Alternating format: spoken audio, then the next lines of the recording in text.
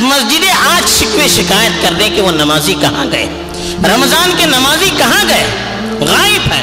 فجر کی نماز کا حال دیکھیے، باقی نمازوں کا حال دیکھیے، پتہ چلتا ہے کہ ابھی رمضان ہو کر کئی مہینے گزر چکے ہوں، ابھی 1 مہینہ بھی نہیں گزرا ہے، تو حالت یہ ہو گئی تو پھر آئندہ کیا ہو سکتا ہے؟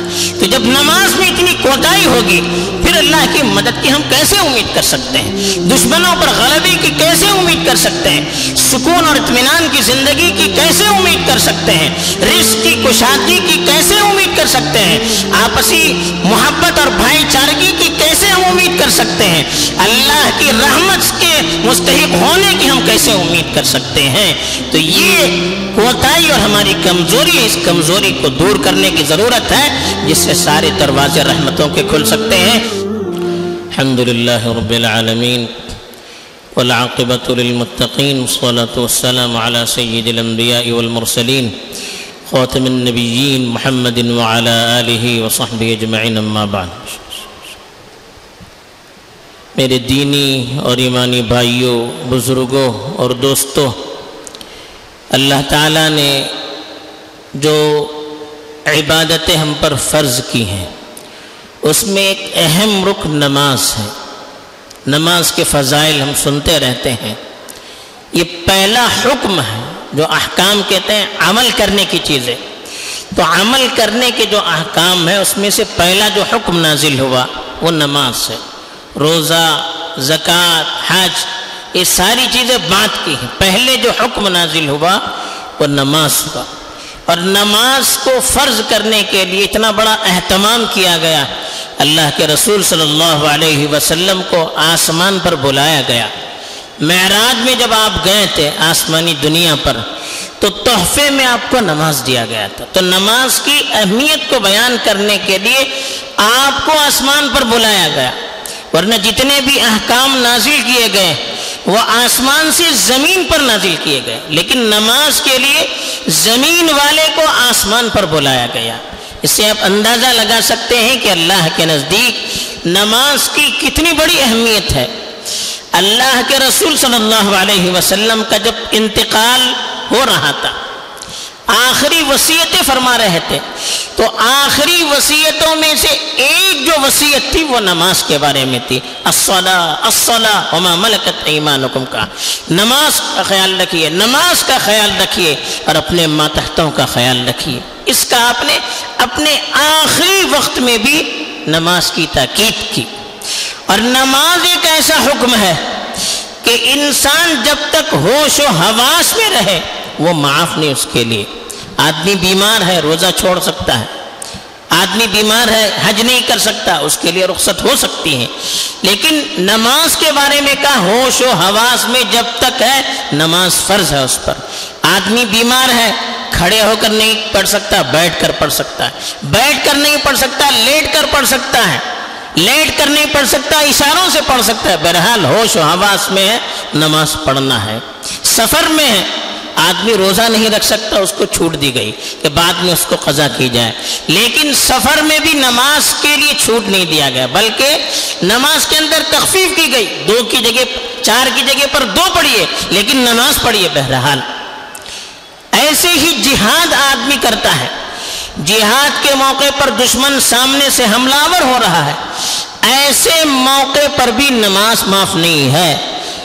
جہاد کے موقع پر نماز کیسے پڑھی جائے قرآن نے اس کی تفصیل بیان کی، باقی نماز کی تفصیل نہیں ہے، لیکن جہاد کے موقع پر کیسے پڑھی جائے اس کی تفصیل بیان کی گئی۔ آدمی لڑتے لڑتے بھی نماز پڑھ سکتا ہے، بھاگتے بھی نماز پڑھ سکتا ہے، لیکن نماز معاف نہیں ہے۔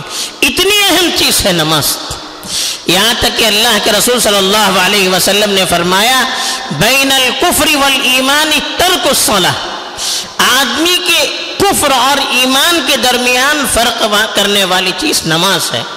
آدمی کے باقی جو اعمال ہیں، آدمی روزہ رکھتا ہے ظاہر نہیں ہوتا ہے، وہ بھی سال میں 1 مرتبہ فرض ہے، زکوٰۃ ہے ہر آدمی پر فرض نہیں، صاحب استطاعت پر فرض، وہ بھی سال میں 1 مرتبہ، حج ہے وہ بھی صاحب استطاعت پر فرض، زندگی میں 1 مرتبہ، لیکن نماز ایسا عمل ہے جو ہر روز فرض ہے، ہر دن میں 5 مرتبہ فرض ہے، تو جو ظاہری عبادت انسان کی نظر آتی ہے وہ نماز ہے۔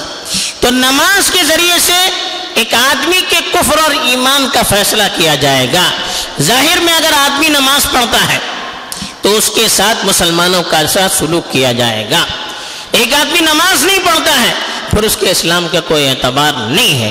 اسی لیے کہا کہ نماز ایک ایسا عمل ہے، ساری عبادتوں کی بنیاد اسی پر ہے۔ جس نے نماز کو قائم کیا فقط اقام الدین کہا، اس نے پورے دین کو قائم کیا، گویا کہ پورے دین کا سرا نماز سے جڑا ہوا ہے۔ وَمَنْ ضَيَّعَهَا فَهُوَ فِي مَا سِوَاهَا أَضْيَعَ، جس نے نماز کو ضائع کیا دیگر عبادتوں کو تو بدرجے اولا و ضائع کرے گا۔ نماز کو جو ضائع کرے گا تو دیگر عبادتوں کو ضائع کرنا آسان ہے۔ تو اسی لیے نماز کو ایک سمبل کہا گیا۔ نماز کی وجہ سے ایک اسلامی معاشرے کی پہچان ہوتی ہے، بغیر نماز کے اسلامی معاشرے کی پہچان نہیں ہو سکتی۔ نماز سے بندے کا ڈائریکٹ اللہ سے تعلق ہو جاتا ہے، ڈائریکٹ کنیکشن جڑ جاتا ہے۔ آدمی نماز میں کھڑا ہوتا ہے تو گویا اس دنیا سے اس کا تعلق منقطع ہو گیا۔ آدمی بات کرتا ہے، بات کرنا جائز، کھانا پینا جائز، لیکن جیسے ہی اللہ اکبر کہا باتیں کرنا حرام ہو گیا، کھانا پینا حرام ہو گیا، ادھر ادھر دیکھنا صحیح نہیں ہے، دوسری چیزوں میں مشغول ہونا صحیح نہیں۔ کیوں؟ آدمی نماز کے اندر داخل ہو گیا، گویا اس کا اپنے خدا سے تعلق جڑ گیا۔ اسی لیے کہا کہ آدمی جب نماز پڑھے تو سامنے تھوکے نہیں، اس لیے کہ اللہ کی رحمت متوجہ رہتی ہے۔ جب تھوکے گا تو پھر اللہ کی رحمت کہاں متوجہ رہتی ہے؟ تو نماز کے ذریعے سے بندے کا اللہ سے ڈائریکٹ کنیکشن جڑ جاتا ہے۔ آدمی نماز پڑھتا ہے تو اللہ سے باتیں کرتا ہے۔ اسی لیے کہا سجدے میں جب جاتا ہے بندہ تو اللہ سے سب سے زیادہ قریب ہوتا ہے۔ وسجد وقترب کہا، سجدہ کرو اور اللہ کی قربت حاصل کرو۔ تو اللہ سے قریب ہونے میں نماز کا بہت بڑا تعلق ہے، اسی لیے نماز کی بار بار تاکید کی گئی۔ وَأْمُرْ أَهْلَكَ بِالصَّلَاةِ وَاسْطَبِرْ عَلَيْهَا، اللہ کے نبی سے خود کہا کہ اپنے گھر والوں کو نماز کا حکم دیجئے، خود بھی نماز پر جمے رہیے۔ یہ حکم اور کسی مسئلے میں نہیں، نماز کے سلسلے میں کہا۔ اور نماز سے انسان کی کامیابی کو جوڑ دیا گیا۔ ہم کامیابی کے لیے، ہم خیر اور عافیت کے لیے اللہ سے دعا کرتے ہیں، تو اللہ تعالیٰ نے خود کہا قد افلح المؤمنون الذین هم فی صلاتهم خاشعون، وہ مومن کامیاب ہو گئے جو نماز میں اپنے پروردگار سے ڈرتے ہیں، جو نماز کی پابندی کرتے۔ دوسری جگہ کا والذین هم فی صلاتهم دائمون، جو مستقل نماز پڑھتے ہیں وہ مومن کامیاب ہو گئے۔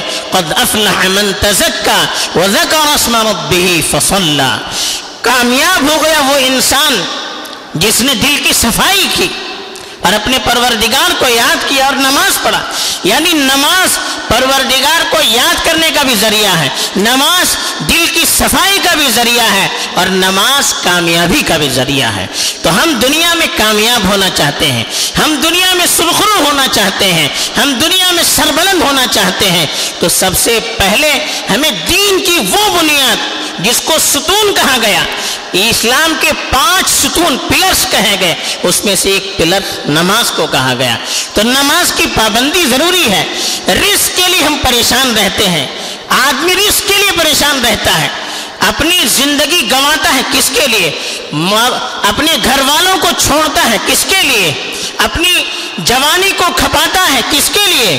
روزی روٹی کے لیے۔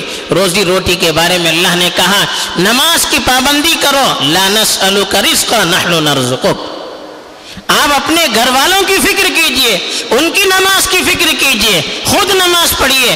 ہم رزق کا آپ سے مطالبہ نہیں کرتے، رزق دینے والے ہم ہیں، نحن نرزقک، رزق ہم دینے والے، آپ نماز کی پابندی کیجئے، رزق کے دروازے ہم کھولیں گے۔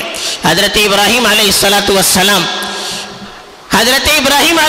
السلام نے جب مکے میں اپنے گھر والوں کو چھوڑ دیا، مکے کی زمین کیسی تھی؟ خود قرآن نے کہا وادٍ غیر ذی زرع، ایسی وادی جس میں نہ کھیتی باڑی ہے، نہ دانا نہ پانی، کچھ بھی نہیں، ایسی جگہ چھوڑا تھا جہاں نہ پانی کا انتظام نہ دانے کا انتظام، کچھ بھی نہیں، وہاں پر اپنی اولاد کو اپنے گھر والوں کو چھوڑ کر اللہ سے دعا کی، ربنا انی اسکنت من ذریتی بواد غیر ذی زرع عندک بیتک المحرم، اے میرے پروردگار میں نے اپنی اولاد کو ایک بنجر زمین پر چھوڑا ہے، تیرے گھر کے سامنے چھوڑا ہے، کیوں؟ ربنا لیقیموا الصلاۃ، گھر کے پاس اس لیے چھوڑا ہے کہ میرے پروردگار وہ نماز قائم کرے، فَاجْعَلْ أَفْئِدَةً مِّنَ النَّاسِ تَهْوِي إِلَيْهِمْ، لوگوں کے دلوں کو ان کی طرف مائل کر دیجئے، وَارْزُقْهُم مِّنَ الثَّمَرَاتِ، ان کے لیے رزق کا انتظام کیجئے۔ یعنی یہ نماز پڑھیں گے تو آپ نماز کے بدلے لوگوں کو ان کی طرف متوجہ کیجئے، نماز کی وجہ سے ان پر رزق کے دروازوں کو کھول دیجئے۔ تو یہ معلوم ہوا کہ لوگوں کی محبت کب ہوگی، لوگ ہماری طرف متوجہ کب ہوں گے، جب نماز کی ہم پابندی کریں گے۔ آج غیر ہم سے دور ہو رہے ہیں، اس کی بنیادی وجہ یہ ہے کہ نماز میں کوتاہی ہو رہی ہے۔ اگر ہم نماز کی اس طرح سے پابندی کریں گے جس طرح سے پابندی کرنے کے لیے کہا گیا ہے، تو پھر غیر بھی ہماری طرف متوجہ ہوں گے، لوگوں کے دل ہماری طرف متوجہ ہوں گے، اور اللہ کی طرف سے رزق کے دروازے کھول دیے جائیں گے۔ تو اس لیے رزق کو بھی اللہ تعالیٰ نے نماز کے ساتھ جوڑ دیا ہے۔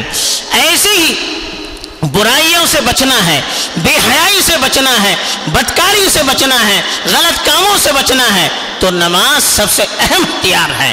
نماز کیا 5 وقت ایک آدمی اللہ کے دربار میں حاضر ہوگا، اللہ کی طرف متوجہ ہوگا، اللہ کے سامنے سجدہ کرے گا، اللہ کے سامنے گڑ گڑائے گا، پھر کیا وہ گناہ کرے گا؟ تو اس لیے کہا ان الصلاۃ تنہی عن الفحشاء والمنکر، کہا نماز بے حیائی سے اور غلط کاموں سے روکتی ہے۔ نماز کے اندر اتنی طاقت ہوتی ہے کہ انسان کو وہ برائیوں سے روک دیتی ہے، اگر روکتی نہیں ہے تو نماز کے اندر کمزوری ہے۔ ہماری نماز ویسی نماز نہیں جیسی ہونی چاہیے۔ اگر وہ نماز حقیقی نماز ہوگی، طاقتور نماز ہوگی، اللہ تعالیٰ نے اور اللہ کے رسول نے جس طریقے پر نماز پڑھنے کے لیے کہا ہے اس کے مطابق نماز ہوگی، تو وہ نماز یقیناً ہمیں برائیوں سے روکے گی۔ اللہ کے رسول کے پاس ایک آدمی کو لایا گیا کہ وہ چوری کرتا ہے، ایک آدمی کے بارے میں کہا گیا وہ چوری بھی کرتا ہے، نماز بھی پڑھتا ہے۔ اللہ کے رسول صلی اللہ علیہ وسلم نے کہا اس کی نماز اس کو چوری سے روک دے گی۔ یہ اللہ کے رسول نے کہا، اتنی طاقت نماز کے اندر ہے کہ نماز کے ذریعے سے اللہ سے جو تعلق قائم ہوگا، دل کے اندر جو اللہ کی ہیبت قائم ہوگی، دل کے اندر اللہ کا نور جب داخل ہوگا تو خود بخود وہ برائیوں سے دور ہوتا چلا جائے گا۔ اسی لیے اللہ کے رسول نے حدیث میں کہا نماز پاکی کا ذریعہ ہے، ظاہری اعتبار سے، باطنی اعتبار سے، اندرونی اعتبار سے بھی پاکی اور نورانیت کا ذریعہ ہے۔ ایک حدیث میں مثال دے کر فرمایا، ایک آدمی کے گھر کے سامنے اگر کوئی نہر ہے، ندی ہے، تالاب ہے مثلا، اور دن میں 5 مرتبہ وہ اس پہ نہاتا ہے، تو اللہ کے رسول نے پوچھا کیا اس کے بدن پر کوئی میل کچیل باقی رہے گا؟ صحابہ نے کہا کیسے ہو سکتا ہے؟ 5 مرتبہ جب وہ نہائے گا تو بدن بالکل صاف اور ستھرا ہو جائے گا۔ اللہ کے رسول صلی اللہ علیہ وسلم نے فرمایا نماز ایسی ہی ہے، دن میں 5 مرتبہ انسان نماز پڑھے گا تو اندرونی اعتبار سے جو کمزوریاں ہیں، جو بیماریاں ہیں، روحانی بیماریاں ہیں، جو غلط خیالات ہیں، غلط جذبات ہیں، اللہ تعالیٰ اس سے دل کو پاک اور صاف کر دیں گے۔ تو اتنی طاقتور چیز نماز ہے، اتنی بابرکت چیز نماز ہے، جو بنیاد ہے ساری عبادتوں کی، لیکن آج ہم دیکھیے کتنی اس میں کوتاہی کرتے ہیں۔ رمضان میں ایسا لگ رہا تھا کہ مسجدیں آباد تھی، اب مسجدیں آج شکوے شکایت کر رہے کہ وہ نمازی کہاں گئے، رمضان کے نمازی کہاں گئے، غائب ہے۔ فجر کی نماز کا حال دیکھیے، باقی نمازوں کا حال دیکھیے، پتہ چلتا ہے کہ ابھی رمضان ہو کر کئی مہینے گزر چکے ہوں، ابھی 1 مہینہ بھی نہیں گزرا ہے، تو حالت یہ ہو گئی تو پھر آئندہ کیا ہو سکتا ہے؟ تو جب نماز میں اتنی کوتاہی ہوگی پھر اللہ کی مدد کی ہم کیسے امید کر سکتے ہیں؟ دشمنوں پر غلبے کی کیسے امید کر سکتے ہیں؟ سکون اور اطمینان کی زندگی کی کیسے امید کر سکتے ہیں؟ رزق کی کشادگی کی کیسے امید کر سکتے ہیں؟ آپسی محبت اور بھائی چارگی کی کیسے ہم امید کر سکتے ہیں؟ اللہ کی رحمت کے مستحق ہونے کی ہم کیسے امید کر سکتے ہیں؟ تو یہ کوتاہی اور ہماری کمزوری ہے، اس کمزوری کو دور کرنے کی ضرورت ہے، جس سے سارے دروازے رحمتوں کے کھل سکتے ہیں۔ اللہ تعالیٰ مجھے بھی توفیق دے، آپ کو بھی توفیق دے، آمین۔ وآخر دعوانا الحمدللہ رب العالمین۔